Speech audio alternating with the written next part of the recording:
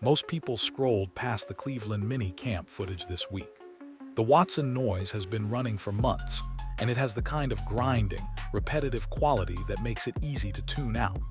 The Gabriel trade rumors cycle through on a predictable schedule that stopped being interesting weeks ago. But buried underneath all of that noise, if you stopped and actually watched what was happening on that practice field with genuine analytical attention, there was a real signal. Not manufactured optimism attached to new faces because the organization spent money acquiring them. Not reflexive excitement because the needs content. An actual signal about what is being built, how deliberately it is being built, and what it reveals about where this franchise's genuine intentions sit. Today, we are going to work through that signal carefully and honestly. The comfortable version and the honest version are two different conversations. We are only having the honest one. Before getting into what the footage showed, the frame needs to be set correctly, because without the right frame, the analysis is either too dismissive or too credulous, and neither serves anyone trying to understand what is actually happening in Cleveland. Mini camp is helmets and shorts. There is no live pass rush creating the kind of explosive pressure that fundamentally alters how a quarterback processes the field and how quickly decisions have to happen. There is no first-team defense running complex disguised coverages designed specifically to exploit every weakness in the offensive scheme. The competitive environment is real in the sense that players are actually moving and actually executing, but it is manufactured and controlled in ways that prevent you from drawing the kind of broad conclusions about NFL readiness that the most optimistic coverage tends to reach.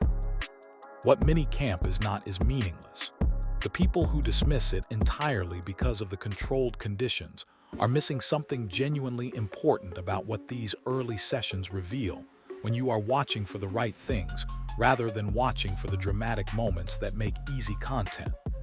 Three things are consistently worth watching in any early evaluation environment, regardless of how controlled the conditions are. Physical preparedness, meaning the actual current state of a player's body and movement quality relative to what their position requires at the professional level. Positional ceiling, meaning the evidence available about whether a player's fundamental tools profile toward a starter, a contributor, or a developmental option on the long-term depth chart. And preparation signals, meaning the observable difference between players who completed serious private work before they arrived and players who came in expecting their talent to make a favorable first impression without that prior investment. That third category is actually the most revealing thing mini camp footage consistently shows, and it is the category that most coverage focuses on least, because it requires watching specifics rather than highlights. The player who executes a root concept with technical sophistication that takes months of repetition to develop did not acquire that sophistication during 3 days of sessions. It existed before they walked into the building, and the mini camp footage is where it becomes visible for the first time. Identifying that versus the player who is still learning the position's requirements in real time on an NFL evaluation field tells you something meaningful about developmental timelines and competitive readiness that raw physical tools assessments alone cannot provide. Cleveland's mini camp gave a significant amount of material to work with across multiple players when watched through that lens, starting with the player who generated the most legitimate analytical interest. The Josh comparison appeared almost immediately after the first footage of Boston on a Cleveland practice field circulated, and it is worth examining honestly rather than either amplifying without scrutiny or dismissing without engagement. At his best was operating at a level that approaches generational at the outside receiver position. The combination of size, speed, catch radius, and physical dominance he brought to that role during his peak was something Cleveland had not seen at that position before or since. Holding a new player to that standard specifically would be analytically irresponsible because that standard is one that very few players in the history of the position have met. But the comparison is not based on projecting peak performance onto Boston. It is based on a structural observation about what Boston's physical profile does to this offense's formation design that is honest and important regardless of where his individual ceiling eventually lands. Boston's physical presence on the outside boundary addresses something that has been constraining this offense quietly for years. Without a receiver who genuinely demands defensive attention on the perimeter, defensive coordinators can allocate their coverage resources toward the middle of the formation, where the offense has been forced to operate most of its productive passing concepts. That allocation creates a disadvantage that compounds across an entire season, and that reduces the ceiling of everything the offense can do structurally, even when the individual execution within those constraints is solid. Boston's size and catch radius change that calculation immediately by making the boundary a genuine threat that coverage has to account for rather than a soft perimeter that resources can be pulled away from without consequence. But here is where the honest evaluation of Boston requires going deeper than the physical description, because the physical description is the part that everyone sees and discusses, and the part that actually matters most from an analytical standpoint is underneath it. In those mini-camp drills, Boston was not winning on the basis of pure size overwhelming defenders who are smaller and less physically imposing than he is. That version of winning is real, but it is also the least durable version because at the NFL level, the defenders on the perimeter are not going to be physically overmatched by size alone, and the receiver who depends on that dynamic discovers quickly that the professional level closes that gap in ways the college level does not. What Boston was showing in those sessions was something more sophisticated and more durable than physical domination. He was using his release stems to set defensive alignment tendencies before his breaks. He was establishing positional leverage with his frame before the cut happened rather than after it. He was displaying the kind of pre-snap and en-route processing that reflects a receiver who genuinely understands what the position requires rather than a receiver who is still learning it through live reps in a professional evaluation environment. Route sophistication at that level does not appear during 3 days of walkthrough sessions with coaches who are still learning players' names. It gets built in empty gyms and private sessions, and endless solo repetition in environments where nobody is watching or recording. The months of that work that Boston clearly completed before arriving in Cleveland showed up immediately on that practice field, and it is the data point about his developmental trajectory that matters most. The implications of what Boston demonstrated in those sessions extend well beyond his individual evaluation and connect directly to the specific structural problems that have been constraining Shedeur Sanders' ability to operate this offense at the level his talent warrants. Understanding those implications requires understanding what the absence of a legitimate boundary receiver actually costs a quarterback in practical terms, because that cost is significant, and it has been operating against Sanders since his first professional snap. When a quarterback does not have a receiver who commands genuine coverage attention on the perimeter, every defensive coordinator he faces can make a simple and low-risk decision. Concentrate resources toward the middle of the formation, where the real threats are operating, and concede the boundary because the receiver out there cannot punish you for the concession. That decision compresses the operating windows for every route concept in the middle of the formation, because the coverage that has been pulled away from the perimeter is now helping elsewhere. It increases the difficulty of the timing throws that Sanders has demonstrated the greatest comfort and accuracy executing. It narrows the margin for error on completions that were already operating in relatively tight spaces.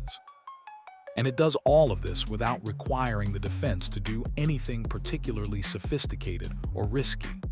The offense forces itself into harder throws by failing to present a genuine perimeter threat. Boston changes that calculation in a way that no previous receiver in this offense has been positioned to change it. When a defensive coordinator has to genuinely account for a boundary receiver who can win contested catches, who has the size to create real problems in the red zone, and who has demonstrated the route intelligence to beat coverage through technique, rather than just through physical mismatch. The resources he previously concentrated toward the middle of the formation have to be redistributed. That redistribution opens the throwing lanes in the intermediate areas where Sanders has shown the most consistent production. The tight windows that Sanders has demonstrated the willingness and accuracy to attack become less tight because the coverage help that was closing them down has been pulled toward the perimeter threat. The combination of Sanders's proven precision and Boston's size and route sophistication creates a challenge for defensive coordinators that this offense has not been capable of generating for a significant period of time. And that changes the operational environment for the quarterback in ways that show up in completion percentages, yards per attempt, and sustained drives, rather than in any single spectacular play. The honest evaluation of Casey Concepcion requires giving you both sides without softening either of them, or using the mini-camp context to excuse what needs to be addressed directly. Starting with the drops because the drops are the primary developmental concern, and minimizing them would be analytically dishonest in a way that ultimately serves no one, including Concepcion himself. Drops in professional football are not just negative statistical events that show up in box scores and get forgotten when the next play runs. They create lasting operational consequences that affect how a quarterback thinks about a receiver long after the specific drop ball has been forgotten. Every time a quarterback releases the ball into a window and watches the catch get dropped, a small amount of the specific trust required to throw to that receiver in the highest leverage moments of a football game gets eroded. That erosion is not dramatic. It does not announce itself. It operates subtly through the play-calling decisions that reduce the frequency of targeted throws, through the imperceptible hesitations that show up when the window opens, and the quarterback's processing includes a question about whether this is the right target in this moment, through the accumulated history of incompletions that begins to influence how both the quarterback and the offensive coordinator think about where to go when the game is truly on the line. Concepcion's hands need to improve significantly. That is the central developmental task in front of him, and understating it would be a disservice. The honest evaluation also requires full acknowledgement of what the route tape revealed, because collapsing the entire evaluation into the drops conversation would be analytically dishonest in the other direction. The speed Concepcion generates with his breaks, the way he is already processing his releases, and the movement principles he applies with his route stems reflected genuine technical tools that a coaching staff can work with and develop. The distinction that matters most for evaluating his ceiling appeared specifically in the touchdown connection with Talon Green during one of the mini-camp sessions. He created separation on that play through correct route execution and planned timing, rather than by simply outrunning coverage that was slower than him.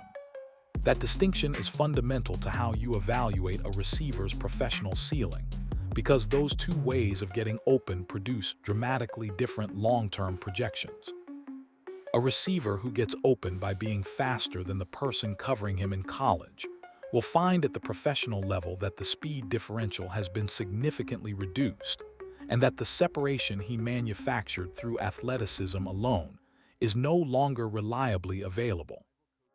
A receiver who gets open through route execution and timing manipulation will find that those tools work against professional coverage because they are based on football intelligence rather than on an athletic advantage that the professional level can neutralize.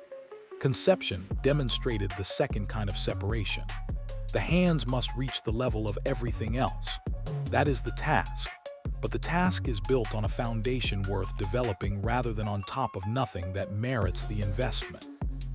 Talon Green generated genuine excitement in those early sessions, and the excitement is grounded in real observations that deserve honest acknowledgement before the honest limitations are addressed. The arm talent is real. The mobility adds a dimension to his game that conventional pocket passers operating at the developmental level simply do not bring. The physical presence created genuine interest from everyone who watched those early sessions and crediting that, without qualification, is what intellectual integrity requires when the observations support it. The mechanical release length is the specific developmental obstacle that will require significant improvement before Green can operate reliably at the professional level.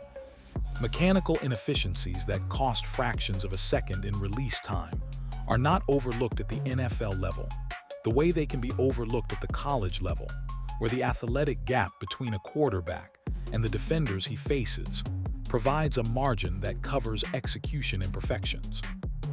At the professional level, those inefficiencies are cataloged by defensive coordinators whose entire professional function is to identify and systematically exploit precisely those kinds of vulnerabilities.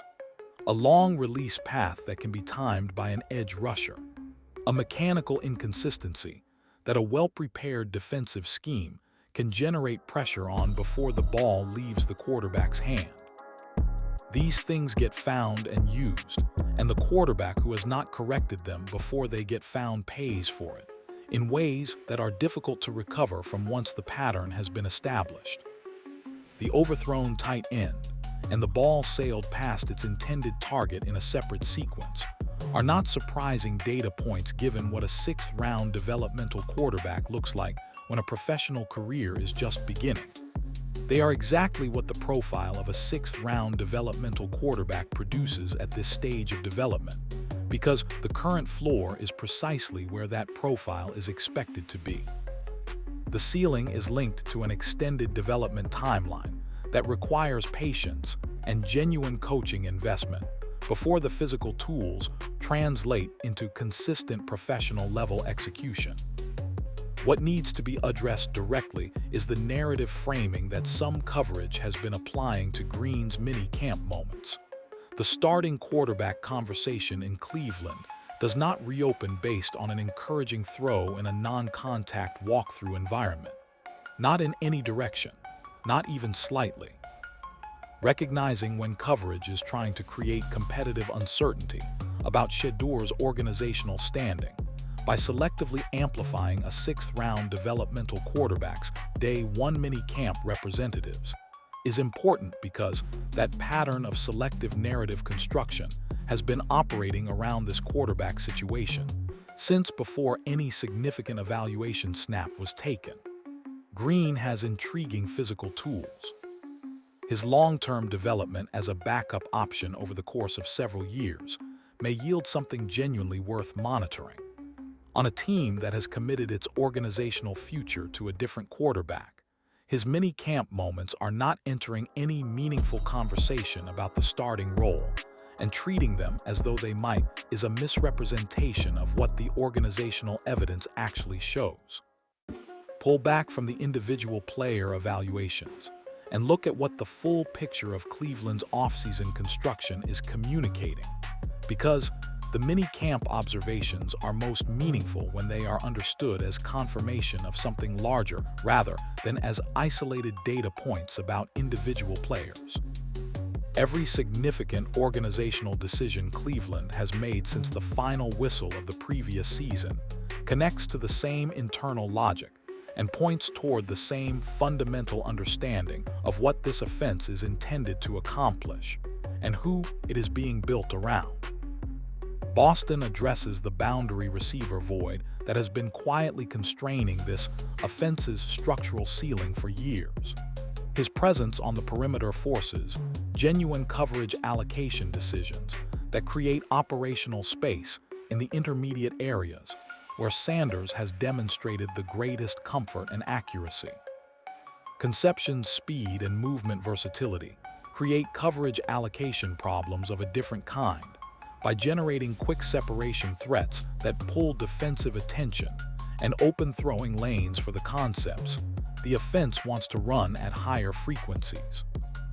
Spencer Fanu and the broader offensive line investment, representing approximately $100 million in commitment, represents a franchise-level decision to provide the quarterback protection that Sanders did not have during his first professional season, and that any quarterback needs to function at the level that justifies the organizational investment being made in developing him.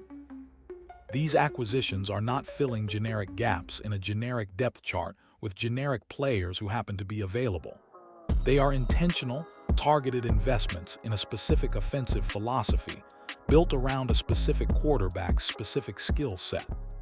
The boundary receiver who can create perimeter threats and win contested catches complements the quarterback's precision in tight windows.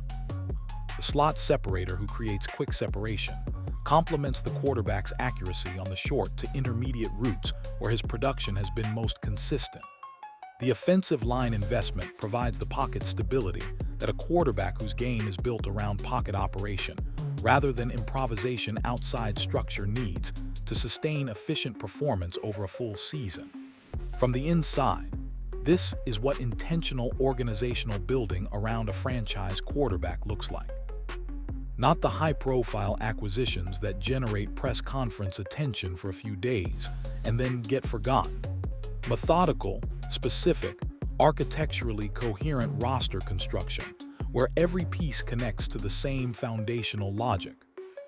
One thing minicamp reveals consistently, and with remarkable clarity, is the distinction between players who completed the preparation work before they arrived and players who came in expecting that their talent alone would make a favorable first impression in a professional evaluation environment. This distinction is observable in the footage, and it is more important for understanding what is being built in Cleveland than any individual play or any individual performance during those sessions. Boston's route intelligence did not develop during the flight from wherever he was to Cleveland. It did not get installed during 3 days of walkthrough sessions, while coaches were still associating names with faces.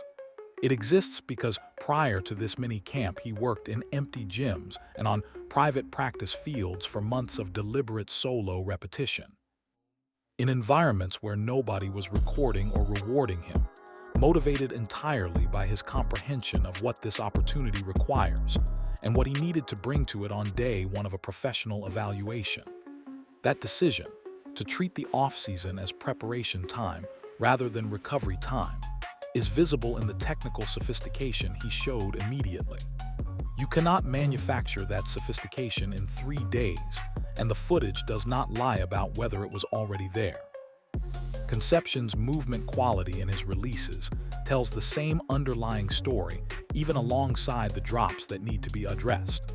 The technical principles visible in how he stems his routes, the way he processes his release mechanics, the movement sophistication that reflects genuine football intelligence rather than pure athleticism, all of that was built before mini-camp began. These are players who understood before they arrived what this opportunity was worth and what they needed to bring to it. That understanding reveals itself immediately in evaluation environments to anyone watching for the right things, and it is distinct from athletic talent in ways that matter enormously for how competitive depth actually develops on a professional football roster. Organizations that are genuinely building something look for this distinction, specifically because the players who show up with their preparation work completed are the players who compete for actual roster spots, rather than simply filling practice squad headcounts until more interesting options become available. The competitive pressure created by a roster where multiple players at every position group are prepared to that standard raises the performance floor across the entire building. It creates genuine evaluation pressure at every depth chart spot rather than the comfortable illusion of competition that exists when players at the back end of the roster are obviously not at a level where they threaten the players above them. Cleveland is consciously building that competitive depth, and the mini-camp footage showing players who arrived already prepared is the earliest visible evidence of that culture taking shape. This mini-camp is not a new development in isolation. It is confirmation of something that has been steadily gaining momentum since the final whistle of the previous season, and that becomes more coherent and more significant when you look at the full arc of what has been assembled rather than at any individual piece of it separately. Every major organizational choice Cleveland has made since December has added to the same structural narrative, and the mini-camp footage is the first publicly visible chapter of what that narrative looks like when it starts arriving on the practice field in real time. The offensive line investment is not just a depth chart improvement. It is a franchise-level commitment that reflects what last season's experience revealed about the quarterback's competitive character under structurally impossible conditions. Sanders played the entirety of his first professional season behind one of the least effective protective structures in his conference. He did so without his performance crumbling in the ways that structurally impossible conditions cause less resilient players to crumble. The organizational conviction to properly address that structural failure rather than patch it with another mediocre offseason decision was motivated by what his response to those conditions demonstrated about his character and his competitive consistency. You make that investment for a quarterback you believe in. You do not make it for a placeholder you are managing until something better arrives.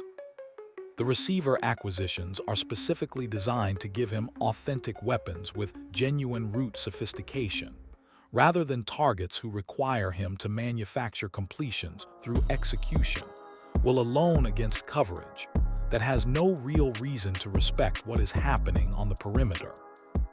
The head coach arriving with no emotional attachment to any previous regime's decisions, and with the organizational authority to structure everything around what the competitive evidence actually supports, is the administrative piece that makes the rest of the architecture coherent rather than just a collection of individually sensible moves that do not connect into a unified vision. What it looks like from the inside to truly build around a franchise quarterback, as distinct from announcing that you are building around a franchise quarterback, while the actual organizational decisions reflect different priorities, is visible in the totality of what Cleveland has done since December, and what the mini-camp footage is now beginning to confirm. It is Boston processing route combinations with technical sophistication that required months of private work to develop. It is Concepcion showing movement quality that reflects genuine football intelligence built on the same kind of private preparation commitment. It is a rookie class competing with the awareness that nothing in that building will be handed to anyone based on draft position or pedigree when genuine competition is the standard.